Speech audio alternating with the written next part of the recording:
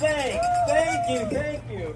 I want to thank Misty and Indivisible, 5051, and SEIU. My mother was a local president, too. I got a confession to make. I was listening to these people, and I just thought of this. It's very important. It's by time I got something off my chest. I am here illegally. My grandmother snuck into Chicago, sneaking across the bridge at Windsor with my two uncles. They fought in World War II for the United States. These illegal family. And then 1 week before my grandmother's 100th birthday, La Migra grabbed her, ICE got her. And they called my father and said, you know, your mother's here illegally. And he said, well, send her back. He said, well, what do you mean? We asked her. She's been here over 80 years. She doesn't remember where she comes from. What do we do with her? He says, I don't know. Just send her back. But because then they said, well, let me talk to someone more sensible in your household. So they talked to me and they said, what should we do? And I said, let me tell you something, brother. My family and other immigrants built this nation. And let me tell you, buddy, it's not in America. It's not where you come from. It's where you're going. That's America to me. So take her back. They didn't. Anyway, the reason I came down here is that for No King's Day is because down the road today at Camp Pendleton, there is going to be Pro King's Day. We're going to have J.D. Beardo Vance and our so-called Secretary of War, Pete Big Guy Hegseth, drunk texter in chief. Now, I got to tell you, Pete Hegseth said it's time for us to return to the male warrior spirit in the military. And the reason I'm here, and by the way, this is our associate producer of the Palast Fund, Patrice Gallagher, and I decided to bring someone with me who is really pissed off about Pro King's Day up the road. My mother, right here.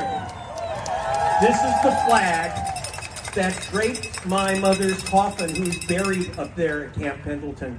She was the first woman ever to join the United States Coast Guard days after Pearl Harbor.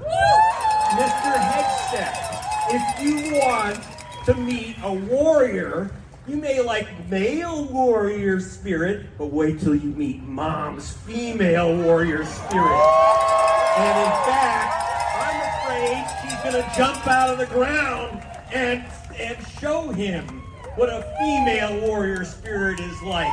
You know, and let's get to the facts here. I'm an investigative reporter. Oh my God, I've got a crown on my head. No more kings.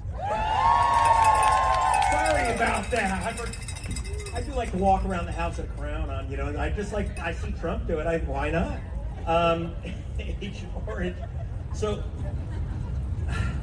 Hegseth, you have to remember, he fired Linda Fagan, who is the commandant of the U.S. Coast Guard, for no other reason, it appears, other than she has a vagina.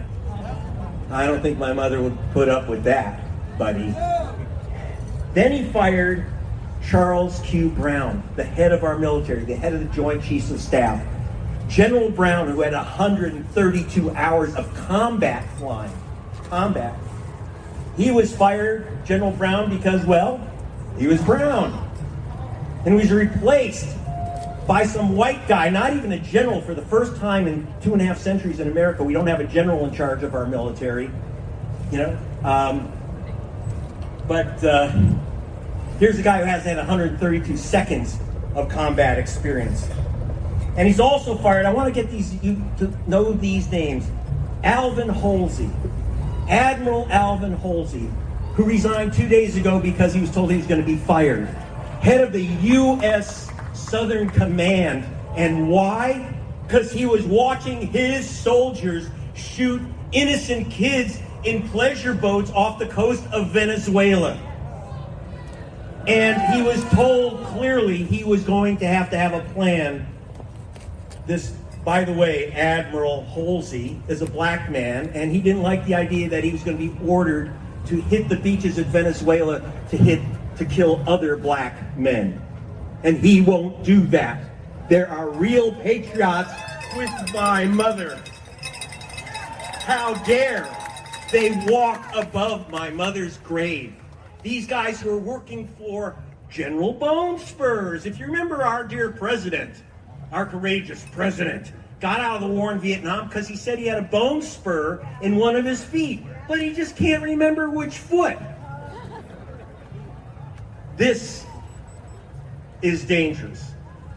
When cowards are ordering around heroes, there could not be anything more dangerous for America. And I want to tell you,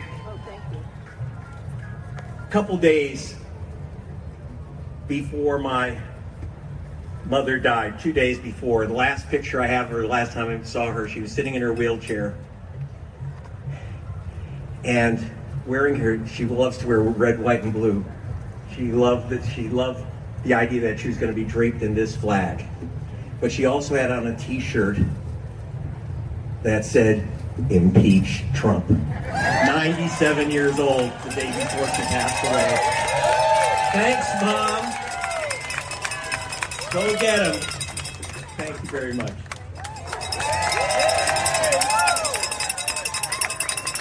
Let's give it up for Greg Palast one more time.